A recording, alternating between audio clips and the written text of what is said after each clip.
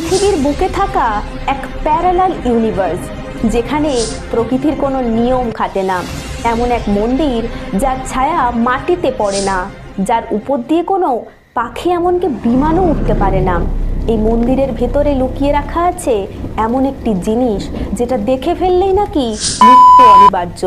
মন্দিরের গোপন জায়গায় এমন কিছু আছে যার দিকে তাকালেই অন্ধ হয়ে যায় মানুষ। 1862 বছর ধরে এটাকেই পাহারা দিচ্ছে এক বিষধর সাপ। কোনো এক অদৃশ্য শক্তি এটাকে রক্ষা করে। এই মন্দিরের অন্ধকার ঘরে চাপা রয়েছে এমন এক ইতিহাস যা শুনলে গায়ের লোম থেকে কান পর্যন্ত খাড়া হয়ে যাবে আপনার।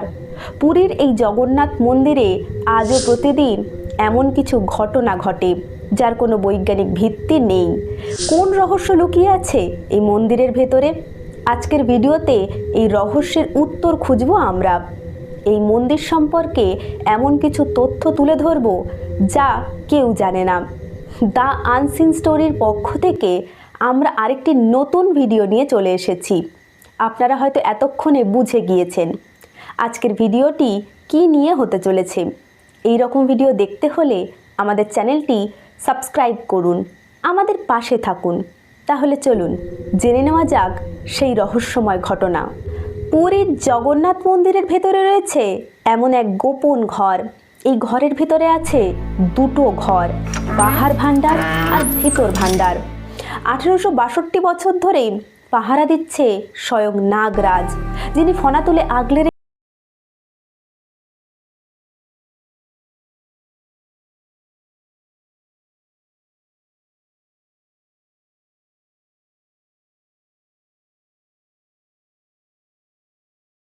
রত্নভাণ্ডার খুলতে।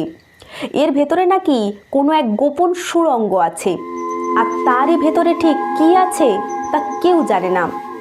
তোমরা যদি জেনে থাকো তাহলে কমেন্টে জানাও। সোনা, মণি, মাণিক্য আরও কত কি আছে সেই ঘরে, কিন্তু সেই ঘরে কারোর প্রবেশের অনুমতি নেই, আর কারোর সাহসও নেই। বছরের পর বছর ধরে বন্ধ থাকা এই ঘরের দরজা শেষবার 1987 সালে এই রত্নভাণ্ডার খোলা হয়েছিল। 2018 সালেও নাকি ফের এই রত্নভাণ্ডার খোলার চেষ্টা করা হয়, কিন্তু আশ্চর্যজনকভাবে সেই চাবি হারিয়ে যায়।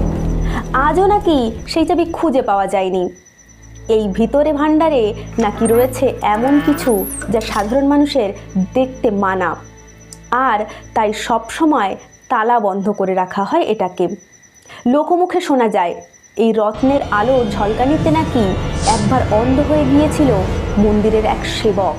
জগন্নাথ দেবের মাথায় ব্রহ্মচোখে এমন কি তেজ যে এর সামনে বাল্ব রাখলে নাকি বাল্বও নষ্ট হয়ে যায়। তবে এই মন্দিরের সবথেকে শক্তিশালী এবং সবথেকে রহস্যময় বস্তুটি রয়েছে, সেটি হলো ব্রহ্ম পদার্থ। কিন্তু এই ব্রহ্ম পদার্থটি কি জানতে হলে কমেন্টে পার্ট 2 কমেন্ট করুন। ভিডিওটি ভালো লাগলে অবশ্যই লাইক, কমেন্ট এবং বন্ধুদের কাছে শেয়ার করে দিন। ধন্যবাদ।